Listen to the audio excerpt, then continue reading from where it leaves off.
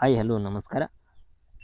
ಇವತ್ತಿನ ತರಗತಿ ಏನು ಅಂದ್ರೆ ಫಸ್ಟ್ ಸೆಮಿಸ್ಟರ್ ಡಿಗ್ರಿ ಎಕ್ಸಾಮಿನೇಷನ್ ಯಾವ್ದಾರ SCP ಮಾರ್ಚ್ 2025 ಯಾವ್ದಾರ 2025 ಕ್ವಶನ್ ಪೇಪರ್ ಸಬ್ಜೆಕ್ಟ್ ಯಾವ್ದಾರ economics. Principles of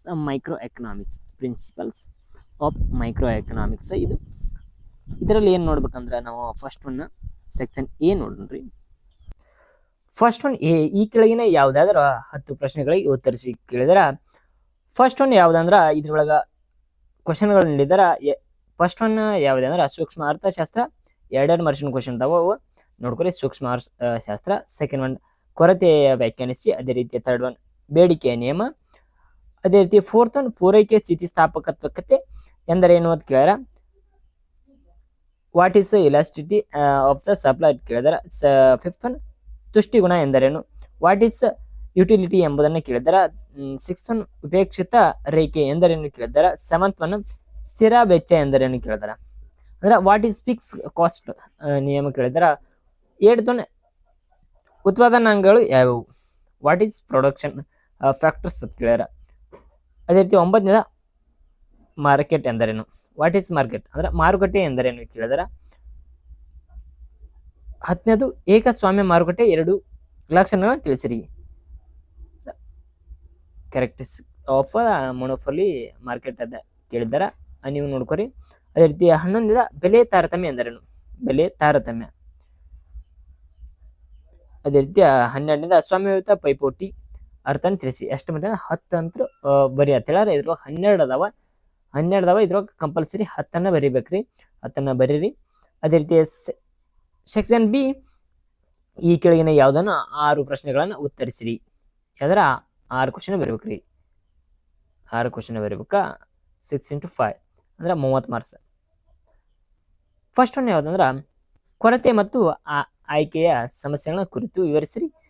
second one ಸೂಕ್ಷ್ಮ ಮತ್ತು ಸಮಗ್ರ ಅರ್ಥಶಾಸ್ತ್ರ ನಡುವಿನ ವ್ಯತ್ಯಾಸವನ್ನು ತಿಳಿಸಿರಿ.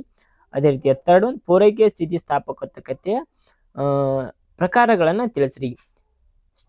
State the types of elasticity and supply ಕೇಳ್ಯಾರ.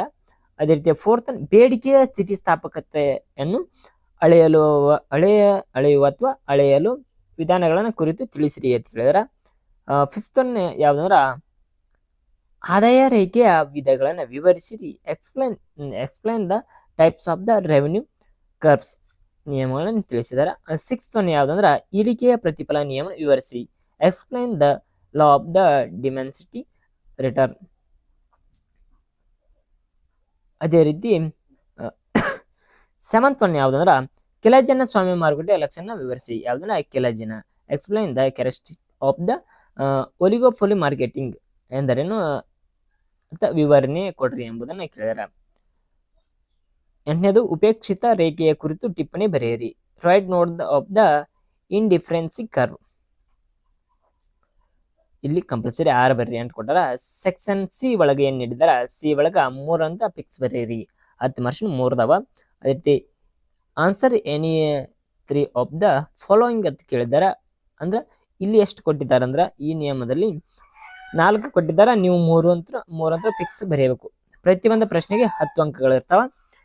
First one ಯಾವ್ದಾರ ಬೇಡಿಕೆಯ ನಿಯಮವನ್ನು ವಿವರಿಸಿ. Explain the law of demand. First one.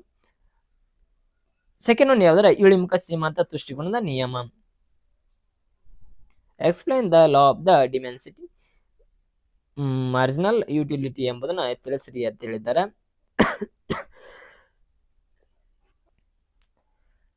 ತದನಂತರ ಥರ್ಡ್ ಒನ್ ಅನುಭೋಗ್ಯ ಸಮತೋಲನದ ಮೇಲಾಗುವ ಆದಾಯದ ಬೆಲೆ ಮತ್ತು ಪ್ರತಿ ನಿಧಾನದ ಪರಿಣಾಮವನ್ನು ವಿವರಿಸಿ ಎಂಬುದನ್ನ ತಿಳಿಸಿರಿ ಅಂತ ಹೇಳಿದ್ದಾರೆ. ಫೋರ್ತ್ ಒನ್ ಯಾವ್ದಾರ ಬದಲಾಗುವ ಪ್ರಮಾಣಗಳ ನಿಯಮಗಳನ್ನು ವಿವರಿಸಿ ಎಂಬುದನ್ನ ತಿಳಿಸಿದ್ದಾರೆ.